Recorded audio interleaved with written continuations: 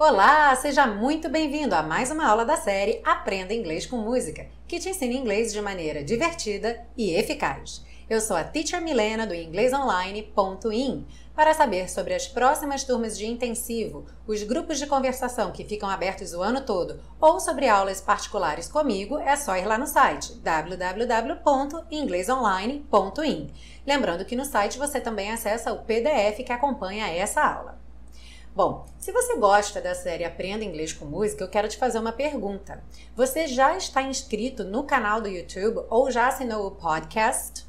É muito importante que você assine e se inscreva, porque assim você vai receber uma notificação cada vez que uma aula for postada. E esse ano, como você já sabe, vamos ter 3 aulas postadas por semana. É muito importante que você não perca nenhuma delas, até porque elas são postadas em sequência. Então, não deixe de se inscrever no canal do YouTube ou assinar o podcast para receber então uma notificação sempre que tiver uma nova aula no ar, ok? Bem, hoje a gente continua então com a música I Got You, do James Brown, seguindo então para a parte 2, que é o estudo das estruturas do inglês. Are you ready? A primeira frase diz I feel good, I knew that I would now. Eu me sinto bem, eu sabia que me sentiria agora. E aí talvez você tenha ficado se perguntando, como assim I feel good? Eu me sinto bem, não deveria ser então I feel well? Good não é bom e well não é bem? Bom, não necessariamente. Como a gente pode ver aqui, feel good ou feel well podem ser usados em inglês quando queremos dizer que nos sentimos bem, diferentemente do português. Normalmente, feel well se refere à saúde, ou seja, se você esteve doente, mas agora se sente bem, você pode dizer então, I feel well today. Já o feel good é um estado geral de se sentir bem, se sentir feliz, otimista, orgulhoso, estar de bem com a vida. No caso da canção, ter o seu amor faz com que ele se sinta bem de maneira geral. Por isso, então, ele canta I feel good. E aí, nessa mesma frase, I feel good, I knew that I would now. Eu me sinto bem, eu sabia que me sentiria agora. Bom, o verbo to know, saber. Se eu disser I know, eu sei. Sabemos que o knew é o passado do know. Então, quando eu digo I knew, eu imagino, bom, eu soube. Mas também pode ser eu sabia. Em inglês não temos essa diferença do pretérito perfeito ou imperfeito. Então, quando vemos um verbo no passado, por exemplo, knew, o passado de to know, tanto pode significar eu soube ou eu sabia. Lembre-se do que eu sempre digo, observe o contexto e aí você vai saber qual a melhor tradução.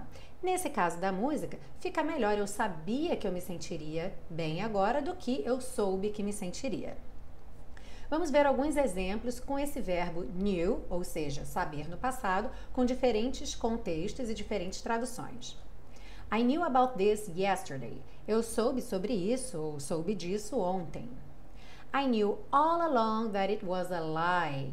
Eu sabia o tempo todo ou desde o princípio que era uma mentira. I knew it. Eu sabia. Quando você quiser falar com aquela intenção, sabia. I knew it. Ok? E ainda nessa mesma frase, vamos dar uma olhada no would. I feel good, I knew that I would now. Eu me sinto bem, eu sabia que me sentiria agora. Bom, em português a gente tem ali o sentiria, sendo que no inglês temos apenas o would. Por quê? Em inglês, o would é, na verdade, aquele finalzinho do verbo, é o que faz o ria no final do verbo. Por exemplo, o verbo to go, ir, I go, eu vou, I would go, eu iria.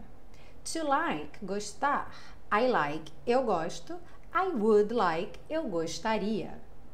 Por exemplo, would you like to go out? Você gostaria de sair? Yes, I would, ou no, I wouldn't, que seriam aquelas short answers nos modelos que a gente costuma estudar, sendo que no português eu responderia sim, eu gostaria ou não, eu não gostaria. No inglês, como vemos, não há necessidade de repetir o verbo like nessa frase. Eu coloco apenas o would e já fica implícito que é would like. Assim como na música, I knew that I would, já está implícito que é I knew that I would feel good. Eu sabia que eu me sentiria bem. Ah, essa frase deve ter deixado muita gente aí com a pulga atrás da orelha, né? Porque I feel nice like sugar and spice. Eu me sinto bem como açúcar e especiarias. Bom, esse like sugar and spice. Sugar and spice.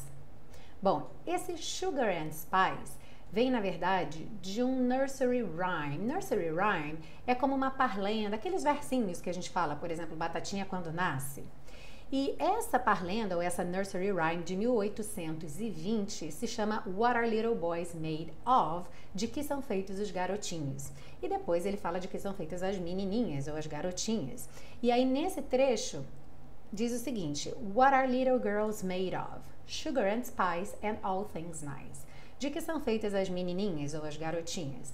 Açúcar e especiarias e todas as coisas boas.